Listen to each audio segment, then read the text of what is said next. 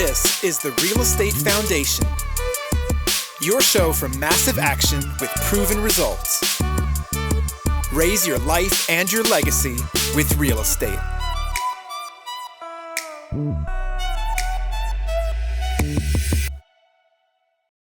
Are you ready to take your multifamily game to the next level? Well, you need to join us October 12th, Saturday, October 12th, for our one-day multifamily foundation workshop. We're going to bring it to you live. We got a list of 15 speakers. They're going to go through the process of everything it takes to get your mind right, get the deal right, learn the terms, understand the markets, learn how to find the deals, learn how to underwrite the deals, learn how to put your team together, everything from property managers to brokers to insurance companies. Beyond that, what's the proper way to raise funds for a deal and how to close a deal and what to do after you take over a deal. So it's going to be a huge event. It's going to be awesome for you to join us. Got a great space. It's going to be here in New Jersey, in Springfield, New Jersey. Of course, it's going to be a one-day event, but we got everything packed in from 8 a.m. to 7 p.m. Right now, if you put in the code workshop, you're going to get a special discount. And again, that code is workshop. You need to go to multifamilyfoundationworkshop.com.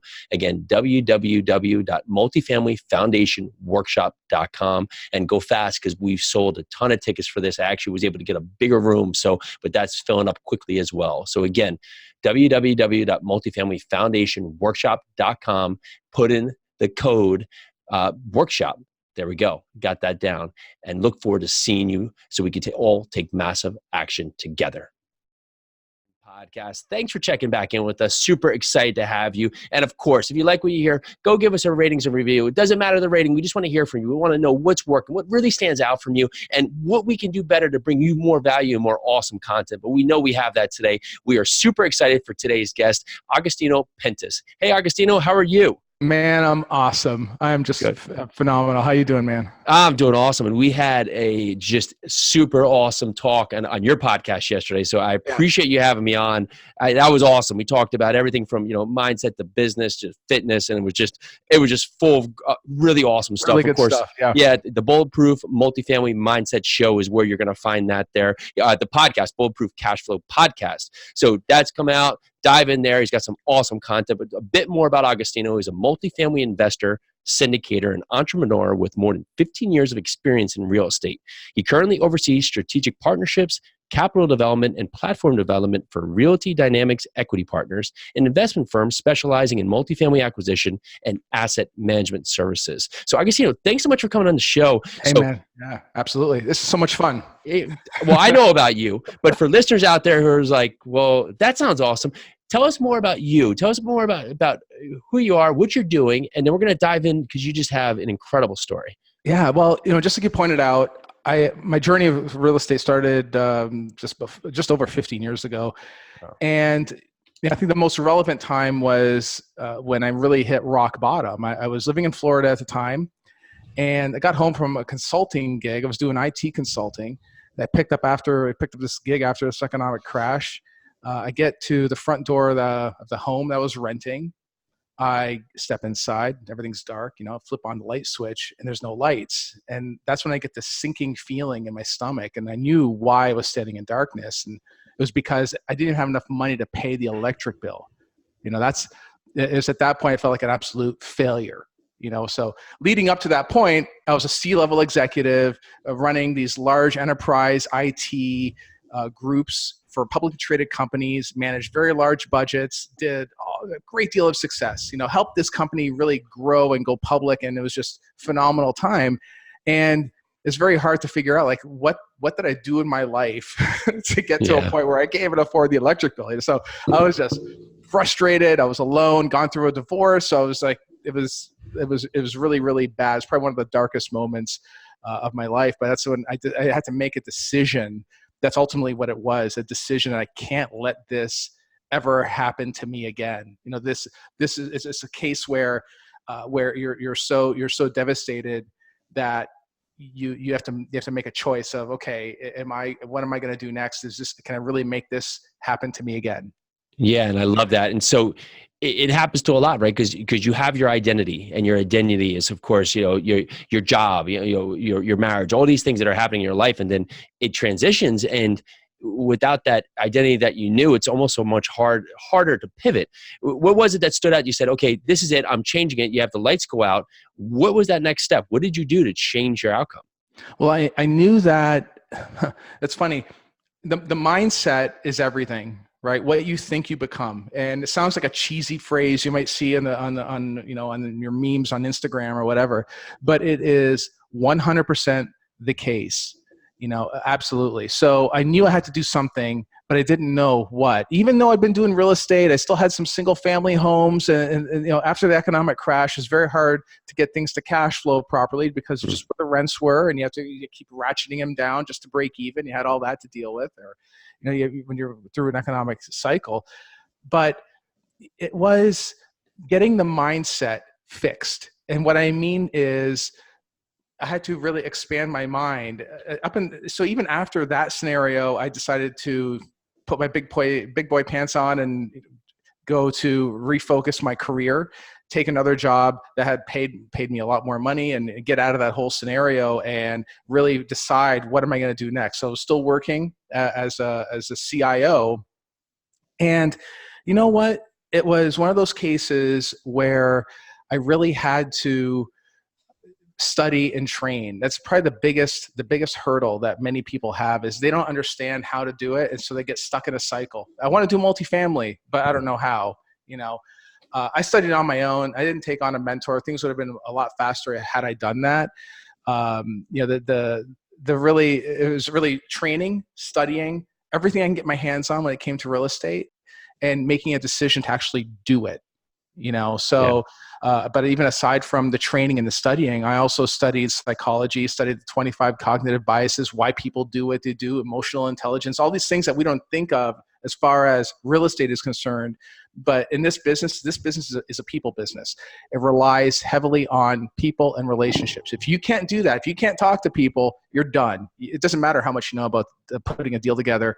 If you can't go raise money, if you can't talk to that broker, if you can't hire on a good property manager to manage your deal and then properly manage the property manager, you will lose.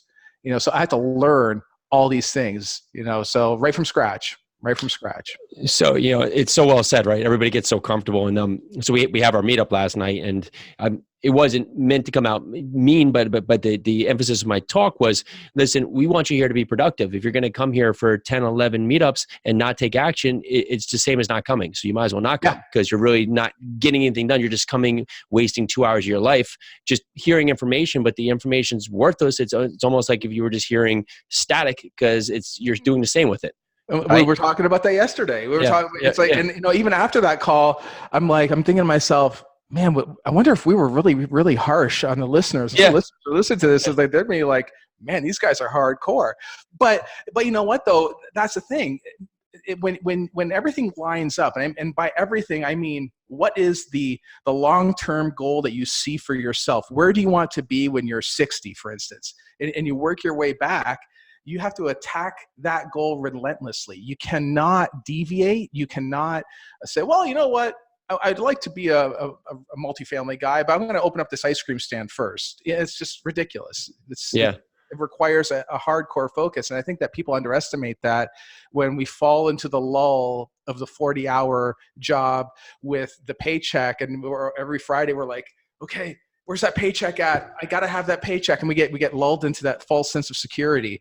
And you know what, folks? There is no security. Someone else is pulling the strings and then making a decision if you're going to have a job there next week. It's happening right now. Right now, it's happening out there. Yeah, it's that common, you're either going away from pain or towards pleasure is when it really happens. And for this, people right now are maybe just feeling that little finger in their side, and it doesn't get to them that much. Like maybe they'll sit there and they want to do real estate, but they don't have that pain point there to know until maybe we have this, this correction and jobs are taken away again, because really, is the security in the job, or is the security in really being able to control your future? And you've taken the steps to say, it's control my future. So these are the steps I'm going to do. So Give us the roadmap. And of course, everybody has their own roadmap, but what were those steps to really take your future back? Well, after that scene in Florida where I knew I had to do something. And even though I had done real estate, up until that point, but I was doing like small single family, small multifamily, stuff like that. I still thought that, you know what, I can't let this happen to me again. I need to get my whole job situation back together, and I need to do something. And that's the thing though too. It was something. It was not, I have to do real estate. I had to do something, right? So I took on other jobs, C-level executives, making bank. At that point, the economy was doing better, but I knew that I was still vulnerable.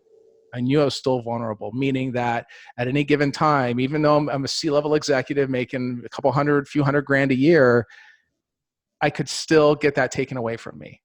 And everyone that relies on me, like I have a son, if something happens to me, he doesn't eat. That's a problem, right?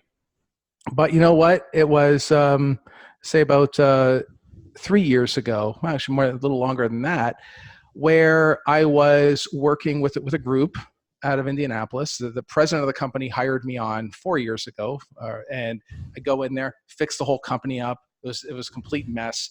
Ran IT properly, got them back to productivity, and helped drive profits.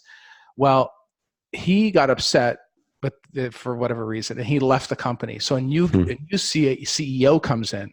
So I don't know if you know any of how corporate America works, but when a new CEO comes in, he gets rid of all the C-level executives and he brings in his own guys. That's typically what happens, and that's what happened to me. So here I am, round 2, right?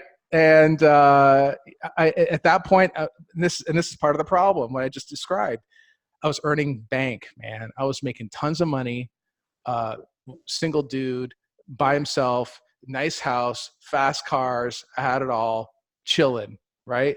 I wasn't in pain. I was looking at big multifamily. I was looking at it. I'm like, yeah, you know what? I wonder why that deal is for sale. It looks like a pretty interesting deal. It's all right. I'm gonna go buy this Viper. Yeah, got it. That's way easier than trying to figure this out. Yep. And then so here I am at this company. New CEO comes in, literally 2 weeks later. They say, okay, pack up your stuff, get out. So here I am in my mid 40s, wondering, okay, how many more times can I do this to myself? Right? Here I am in my mid 40s, without a job. But fortunately, I socked money away, so I had savings. I wasn't as nearly bad a shape as I was before. But still, I was vulnerable, and again, the big part of it was that goal. I forgot that goal. That goal came out of focus, and it just became day by day by day by day, and that's how most people live, right? Day by day, they take it on as it comes up, right? The most successful people have those goals established. They write them down, and they follow them every single day. I stopped doing that. I was doing it, then I stopped. And once I stopped, I fell off the rails. After that whole thing, getting canned out of that place was probably the best thing that could have happened to me. Because just like I said, it was uncomfortable now. It's like, crap, now what am I going to do? So I took some time. I reflected. I thought about what I'm going to do next. Talked to an attorney friend of mine, gave me more details about what syndication was all about. As soon as I heard it, I'm like, you know what? That's what's up. I will dedicate my life to that, because to get to my goal of 3,000 units, $1 billion in assets, it requires a high degree of focus. It is, guys, it is not easy. It's fun, but it's not easy. It's not easy at all. And I think that's what scares a lot of people, is that it's not a simple thing to do. But go ahead. No, so the point's so well said there, right? It's not easy, and for that, it takes that point where it takes a special person who's ready for it to make that their goal and their future, right? Because you say this, but it's done already. Your goal is 3,000 units, but 1 billion, but in your mind, it's done. Now it's just you putting in the time and the process to get there. Yeah. And so that is what it's taken for, your years to where you are, in your mid 40s, saying, here I go again. I've just let myself lose track of my goal. No more. Now I'm ready. I'm ready because the goal is there, and my mind and my body is ready for it. That's right. What is that? timeline look for? And because there's no perfect timelines, you'll have people ask, so how long does it take to get a deal, or what does it take? Because they're looking for that easy route. What was the process for you to get that first large multifamily? Like, talk to us about that Sure. property. The first bigger multifamily I did was only 12 units, but I bought that on my own. No partners, no syndication, no nothing. And the way I figured was I needed to demonstrate that I'm serious about doing this, right? So after I left that company, I took some time off. It took like this 3 months, right, to really reflect, think, plan, decide what's gonna happen next, right? So just 3 months, I created my vision board. I wrote out my affirmations, detailed affirmations, which is probably one of the biggest problems that many people have. Is they just say, "I'm going to be rich." No, I will have 12,000 units. I will have $200,000 a month. I will have. You're writing all this out like it's present time, and you're writing detail. People don't do that. That has to be done, and put a time limit to it too. People don't do that. So it's kind of like I refocused all that. It took me 3 months to do all that. Right after I did that, I studied the markets, and I discovered that Ohio was the place to be. So I was living in one of my rentals near the beach in Virginia Beach, and prior to that, I started selling off everything. So sold everything, and that was the last place I sold. And then I came out to Ohio, and picked up a consulting gig while I learned the market and figures things out here, right? Because I'd never been to Ohio. All I had was the data to show that this is the place to buy stuff, right? And I mean, and that's the thing. Again, once I made that decision, it could have been anywhere. If the data told me Florida, I would have packed up my stuff and went to Florida. It just happened to be Ohio. So I ended up here, found a 12 unit, bought it myself, own money, took it down, right? After that, I found a 56 unit. And as soon as I locked that sucker up, sight unseen. Didn't even saw it. Locked it up. I saw that because I know the data. I analyzed the data. I knew that the cost per door was good. I knew that the income was good, only because the property manager from the first deal was managing that deal. So I trusted the property manager. I got to know him a little bit, and so I said, "Are these for real? These numbers?" He assured me that they were. Once I locked it up, I started making the phone calls. Got another GP.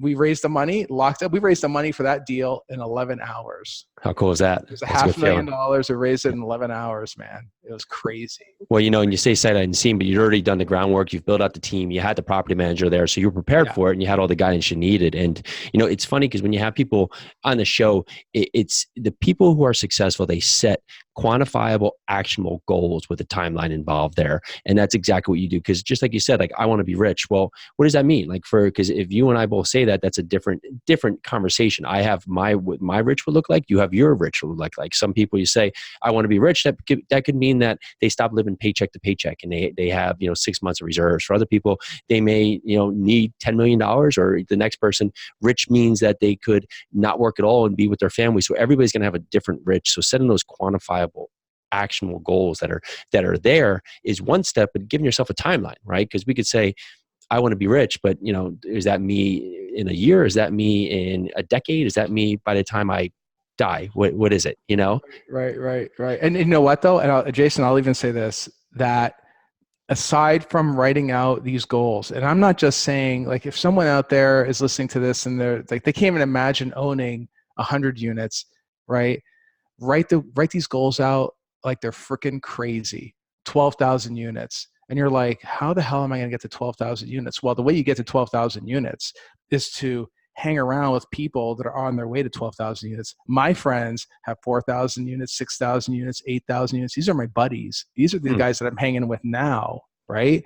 So it doesn't, 12,000 doesn't seem so far away anymore, right? Because your friends are in the same circle. Now, someone who's starting out obviously is not going to have access to those sorts of people, but once you really start the networking aspects, you goal set, you even if you take down little deal, even on your own, if you have the means, or you take it down with partners or with another syndicator, it gets you in the game. You got to get in the game. It'll never happen on its own. And I think that's probably one of the biggest things is people I think they're just afraid to take that massive action. They're afraid that whatever it is, it's not going to work. And guys, I'm telling you right now, fear will get you nowhere.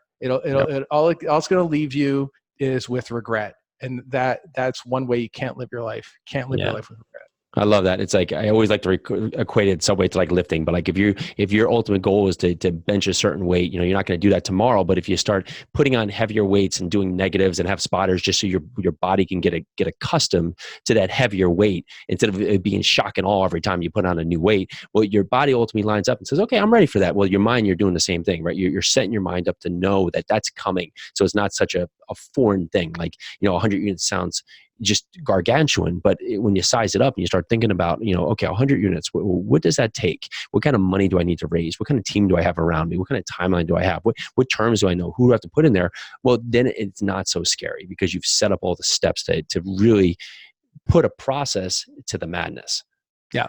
And then when this is going to sound awful to say, once you take down enough of these deals, you start getting embarrassed that you just closed a $3 million deal. Right. I get embarrassed. It sounds like a dick thing to say, but it's true. It's like, we just closed this $3 million deal. It's like, oh man. Well, part of it is because what's funny is because we did a smaller deal recently because it was just a home run of a deal, but the work to do, a 10 unit to a 100 unit to a 300 unit, it's really the same work. Yes. It's not like, oh, it's 300 units, it's 300 times harder. No, it's pretty much the same work. It's pretty much the same work. Yeah. But you know what though? I'll tell you what though, it's because the think now compared to even when I started all this, the think now is so big that it's like, to me, it's tiny. It's small potatoes, So getting into that right mindset, that's what changes everything. When you change your perspective. And again, unfortunately, it doesn't happen tomorrow. It's what you said. You have to bring out that comfort zone. But for me, it took. You mentioned timeline. It took tons of reading, tons of books, tons of studying, getting it out of that comfort level. I'll put it this way. I was listening to a complete audiobook in 4 days, a complete audiobook, right? Even less if I were able to do it. I'm just compressing all this information into my head as fast as I can consume it. That's very uncomfortable. People don't like doing that kind of stuff, or they're not capable of doing it. Unfortunately, I'm able to do it, but people out there can do it. It is possible. It's not easy, but it's doable. And how bad do you want it? That's ultimately what it is. The first question I ask in my coaching is, what's your why? Why are you even doing this in the first place? Because if your why isn't big enough, you're gonna stop doing this thing, in 4 weeks. Yeah, you cracked me up because Pili, when we ride together, like I like to listen to Audible like 2 times, and she can't. She hates that. So she's like, it just sounds like people are just going blah blah blah blah blah blah. And like I'm like, no, I can get the book done twice as quick. And then I realized that if you get YouTube can go 2.5 and 3 times. Like, well, if I can keep up, as long as it's not like a New York talker, I can keep up with this. I'm like, well, that's sweet. I'm doing 30 minutes in 10 minutes. How bad is that? How much more content can you consume where I'm not wasting time trying to track out 30 minutes because we're never getting back time, right? So your stories here is awesome. We got a new segment here. We're gonna just do a couple snap question sections here, and you're gonna throw you into the fire. You're gonna be the guinea pig. So I'm sorry to put that on you here, but all right. What's the best piece of advice you've been given that still stands with you today? Your expense ratio is never 50%. Super good. Super good. I see. Multifamily anyway. Yeah, it's super good. I see that constantly. What's a talent you wish you possess? Yeah, talent I wish I possessed. Wow. No one's ever asked me that. That's a good-looking question. I would say a talent I wish I possessed was the ability to read even faster. Great. Yeah. Great. What is a skill set you're working on improving right now? Besides the reading, of course. One of the things that you can never be too good at is raising money. It doesn't matter how good you are. Your ability to raise money is absolutely critical to scaling your business, because once you're able to not only raise the money, but also perform, right, which is just as important, obviously. you're limitless. You can help. You're delivering a return to the investors, and you're able to build something that'll be hopefully really big, and then ultimately stand the test of time, which is what I'm going after. I want legacy. What's a traction tip that you use to get your time back on track? What I'm sorry, what do I? So generally a lot of it with so much with social media and so many other things happening. Yeah. How do you get your time back? What do you do to recalibrate and refocus? Wow. I would say that I try to turn off I try to close the browser windows whenever I can. I try to, which is tough to do. We've been very active on social media. So of course social media is designed to be very engaging to people, right? Which is very difficult to overcome, because our biological brains want to pick up on that and just start clicking the buttons. Because it's what we do, right? So part of it is just avoiding those temptations and just keep them away from me, right? I try to stay very precise with my time as best I can. Schedule meetings accordingly. It's like maybe one cafe, but schedule four in-person meetings back to back. That way, it saves time. Because just like you pointed out, which is beautiful, you can always get back more money. You can never get back more time. Absolutely.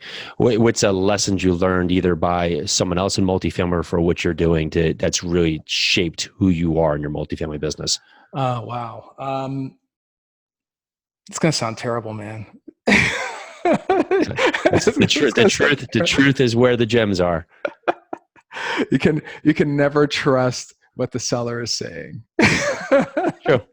And I'll piggyback that with, it's not because the seller is ultimately always trying to be deceiving, but sometimes they just don't know. If they're running the property themselves, they're not thinking about doing accounting or admin or all these other costs that go in there, and they're doing their own property management, their own turns. Well, they may be missing that off your P&L or your T12, not maliciously. It's not like they're trying to. They just they don't they just don't put it on because they're like, oh, well, I did that. I didn't even think to put on snow removal because I'm doing it. Exactly. So, there's that, but there is something else too. Is that in the majority of the deals that we've done, whenever we looked at the property, it would be over 90% occupancy. And by the time we close, so you figure, 30-day due diligence and then a 45-day to close for financing, yada, yada, yada. By the time we get to closing, now occupancies drop to like 82% or some ridiculousness, right? Why? Because the seller has decided, I'm not putting any more money into this thing. I'm done. Mm-hmm. So when that happens more often than not. So for the listeners out there, make sure you build in protections for that, to say something like, if all the units are not rent ready, there's some sort of penalty. It has to have some bite. Most attorneys, my attorney friend will put in like a $500 fine or whatever. I put $2,000 in mine. And see if they come back with anything. But just because, again, it's, when we're going to look at an asset, we're looking at the asset as it is today. This is correct. What we're buying, right? We're not buying an asset that's missing a ceiling and have no floor, which actually happened, by the way. There's right after we closed. Yeah, the ceiling is gone. All I see is the rafters. That's a real thing. That actually happened. Yeah. Wait, what's your greatest tip for success for the listeners? You got to get your mind right. Listen to as many books as you possibly can. Stop watching TV. Stop drinking the alcohol. Once in a while is okay. Stay away from all that bad stuff. Stay away from negativity. Stay away from the news. Start working out. There's a lot of tips there, but it's all. But as a guy that interviews a lot of people out there that have these big deals and they're very successful at what they're doing, there is a common trait in that they take care of their body, they take care of their mind, and everything else just seems to fall into place. It just does. And they have a positive outlook. They study and they train every day, not just the real estate stuff, which is important to stay sharp, but also human psychology is huge. Sure. And emotional intelligence, huge. Those two things, the ability to talk to people, to engage with people, not be a jerk to people, stuff like that, often overrated. It's everything. It's business, everything. Agostino, I knew this was going to be an awesome show. I was excited for it. I knew you were just going to bring it today, and you surely did. So thanks so much for coming on the show. We truly appreciate you sharing all this with the audience. It was just incredible. So for that said, to all the listeners, what's the best place to find you? Tell us where they can find the podcast and the best way for them to connect. Yeah, bulletproofcashflow.com. Go there. We have a lot of material up there as well. Of course, we're also on iTunes, Stitcher. We're on Facebook as well. We're on every social media platform, really, and all the popular casting sites as well. So we're just about everywhere. So even if you just Google Bulletproof Cashflow, you'll find us. We're going to be switching to a 5-day-a-week show as well. So there's going to be a lot of new content coming out, and we have a bunch of other new stuff too to really help people really kick off their career in this business. I mean, they're so cool. Man, I'll tell you what, as a guy that's been doing this for years, I did the whole IT thing. I started numerous businesses. There is not one single thing that can outdo multifamily. This is the best thing I could find. Absolutely incredible.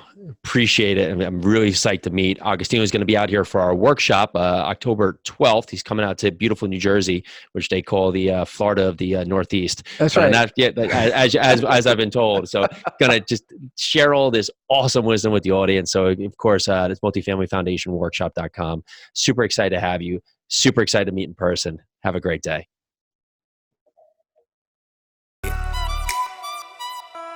Mm.